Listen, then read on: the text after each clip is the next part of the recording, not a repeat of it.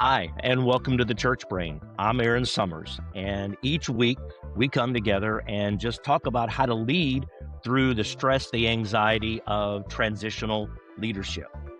This week in the briefing, we talked about what's going on when it feels like everything is falling apart. And today I want to talk about 4 steps to lead through that time. You see, when multiple issues converge, it feels like everything's collapsing. And you, as a leader, have to interpret the moment before reacting to the moment. Now, I know that's hard because sometimes we just react to it and we fall back into some of those patterns and rhythms that we have. But we need to slow down and interpret the moment before we react to it. And so here's a question that I want. It's a clarifying question that I want you to think through before we get to the 4 steps. Do you feel like everything is falling apart? Or have you had other people coming to you and there's others that feel like things are falling apart? The 4 steps that I'm going to give you work either way. It just determines who needs to be in the room when these conversations happen. See, if it's just you, if you feel like, hell, this is all falling apart, then you need to work through this. Now, I would recommend getting one other person in the room with you just to offers perspective because, we can get in our own echo chamber and we can just spiral out of control, but we need somebody that we can bounce things off of and maybe offer us a different perspective. It may not be somebody in the church. It may be a very trusted individual in the church. Maybe it's a staff member that you trust and are close to, but you need one other person in the room with you for perspective. Now, let's look at the context. Maybe you had a rough deacons meeting or two, and they think everything is falling apart. Well, then walk these steps with your deacon group, or maybe the chairman and a couple of others, or whomever, or the whole deacon body. It's your context. Maybe your staff just feels just at odd, feel like everything is falling apart. Then let's do this in a couple of staff meetings. Maybe your Sunday school ministry is just fading fast, or your children's ministry as a whole is just really falling apart or breaking down, or at least that's the accusations and assumptions of people. Then get that group together. It's possible that it could be a church-wide thing, but I think once you get into that mid-sized, larger-sized church, it gets harder and harder to have a church-wide meeting. That's where you might get into staff meetings or extended staff and volunteer kinds of meetings. So unless you're a very small church, I don't know that I would recommend doing a whole church-wide meeting. Depends on your context and how you have things scheduled. Maybe it's a council meeting or a lead team meeting or whatever it is that you're calling that. Now, I know you could do a SWOT analysis. Those are popular and those are helpful. Strengths, weaknesses, opportunities, threats. You could do that, but that's really for a different kind of context. Usually, I'm using SWOT analyses for when we are wanting to take new ground or we're wanting to evaluate a new mission or a new direction, and so we need to have that analysis done. Another form of that would be what we at TXB call the 4 helpful lists. Um, and I know you even use the term what's broken, what's working. But that's really more when we are developing a new mission focus or a new dream for our church. Yes, it can be helpful in this context, but I think it has to do in a different style, in a different area. So when everything is falling apart, or at least it feels like everything is falling apart, I need you to do these 4 steps. And so let's dive into these. So step 1, separate reality from perception. You got to separate reality from perception. Well, how we do this? Okay, this is what you need to do. Everybody gets a sticky notepad and you're in a room together and everybody's got a sticky notepad. And I want everybody to write down every issue that they feel is hitting them right now. This is brainstorming time. Now, leader, listen, this is not the time to discuss if it's broken or not. It's not time to defend it because maybe it's their baby or your baby. It's not time to defend it. It's not time to debate yet whether or not that's a viable thing to put on the wall. Brainstorming is what is simply that. Let them put everything on the board. We're going to work through it later. But if you stifle it now, if you start defending things now, or if you let them debate and defend it, you will reduce the effectiveness of the brainstorming. So they need to put them all up on the wall or on the board, put them on the sticky, wherever. Then what you're going to do is now you're going to start grouping them. Now, you can do this in a variety of ways. If you got a big whiteboard, you might have 3 sections on the whiteboard, or you go get some of those big sticky pad papers and you put 3 of them on the wall and you group them. One group is what is actually broken. The next group is what is temporarily disrupted, and a third group is what is just emotional reaction to a situation that's going on. So let's unpack those a little bit, because this is still all about separating reality from perception. What's actually broken? This is a ministry, this is a class, this is a movement, whatever. It has no gospel presence, it has no discipleship position, it's not fulfilling the church mission, but it's garnering a lot of attention, money, and time. Now, I know that there are some things that we do from a fellowship standpoint, and I'm not saying that that makes it broken. That's a part of your church's mission. We need to be fellowshipping. Read Acts 2 and Acts 4. That's a part of the 5 basic functions of the church, as we all learned at one point or another in our studies. But in this case, this is something that it just doesn't have any of those. It's just something we do, but it's broken. It just has all this attention, this money, this time, but nobody's really doing anything. That's one group. And the second group is something that's temporarily disrupted. It's not broken, but it may be damaged. Maybe it's weakened right now by a lack of interest or a lack of volunteers.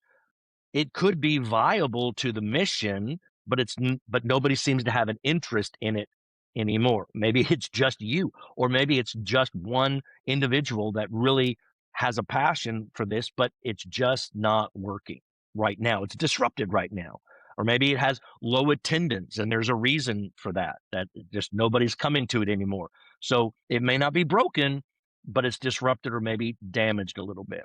And then the third one is emotional reaction. Maybe these are personal preference ministries or missions, and the people are just emotionally reacting to it because why is nobody doing what I want done? Why is nobody doing this? This is the greatest ministry we could ever be doing, but nobody's interested in it.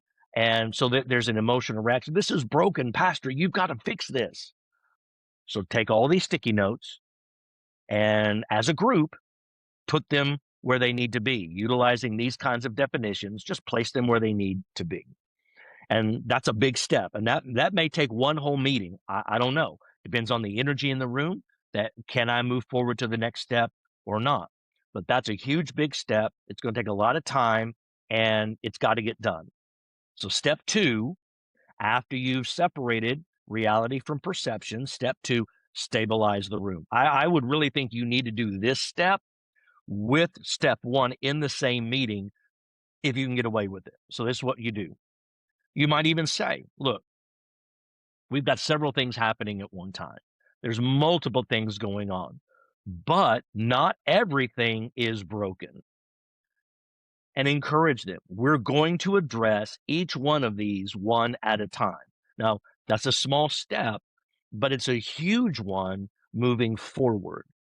We're going to acknowledge the issue and encourage each one's going to be addressed, not privately. It's not that you are now going to take this back to your office, figure out what you want to do, and then just tell them, no, this is a group project and you need to work on it together. I would recommend that anything that's truly broken and vital, listen, broken and vital to the mission gets priority. And that's a part of what we're doing. We're stabilizing the room. We're helping them understand not everything has equal urgency. Not everything has equal priority. We have to look at, is it vital to the mission of the church? is it broken?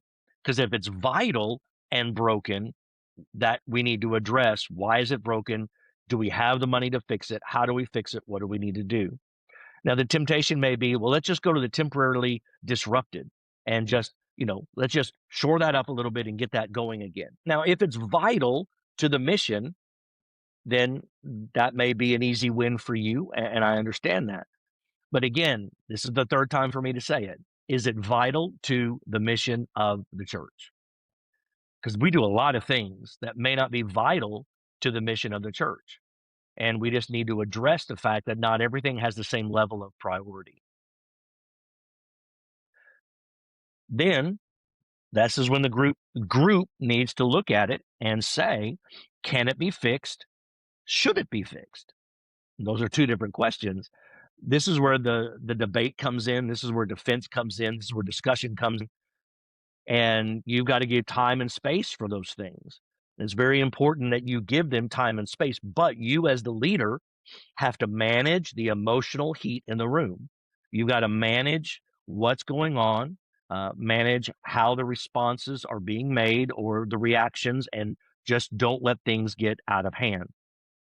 My bet is going to be that by the time you get through step 2, that's a whole meeting and everybody's worn out and ready to go. But step 3, you may want to put this off to the next meeting. But step 3, you're going to keep meetings and communications and schedules consistent. You're going to restore predictable rhythm. So step 1, separate reality from perception. Step 2, you need to stabilize the room. And step 3, restore some predictable rhythms. Predictability restores confidence. The next meeting, you are still managing the meeting, managing responses, letting everybody feel seen and heard, but at the same time, not letting somebody dominate the room. Integrity lives in this step. If you say it needs to be fixed, then in step 3, we need to talk about, what needs to be fixed. How are we going to deal with it? What are we going to do? And what the group decides to do, let's do that. And this is helping provide some of these rhythms so they know what to expect and they know that they can trust that the meeting is going to produce something, not just have a new binder that sits in the library that nobody touches again, but it's got a fantastic long-term plan. So you need to restore some of these proper and predictable rhythms. And then step 4, narrow the focus. You can't do everything all at once, which also means you can't please everybody in the room at the same time. Let the group talk about it, think through it, pray through it. You need to choose 1 or 2 that are the highest priority, the most vital, that you're going to focus on addressing in the next 2 weeks. I didn't say solve, but you're going to address it. Okay, at the next meeting, these 2 things we're going to talk about. See, that's where step 3 comes in. You've decided, now let's talk about it, and we're going to address that. And you may take a whole meeting and just address that one issue. And again, this may be a deacon, this may be teacher group, this could be a ministry group, this could be your staff, this could be the church council, could be a variety of things. But choose 1 or 2 things, not you, the group. Identify 1 or 2 things and address it. And make sure that is the topic of conversation at the next meeting. Give them some homework to do and then address that. So let me ask you this question. Where are you reacting to the feeling of collapse instead of leading with clarity? Now, look, we've all done it. I've been there. You've been there. It happens. I hope that you can take these 4 steps and apply them to your moment and let you lead with clarity instead of reacting to the sense of collapse. Now, if, for example, it truly is a collapsing situation, that's another conversation for another time. I want you to DM me. I want you to contact me. I want you to email me or whatever. And we need to sit down and have that conversation about that. If this conversation was helpful to you, I encourage you to share it with somebody else that's in leadership that may be going through these things, or subscribe to the Church Brain, where you'll get a leadership briefing every Monday, a podcast every Thursday, and you will get a Friday note, just a little note of encouragement, giving you some mental things to just use some statements that you can keep reminding yourself of that help you gain traction in the moment that you're currently living in. Well, until next time, you guys have a great day.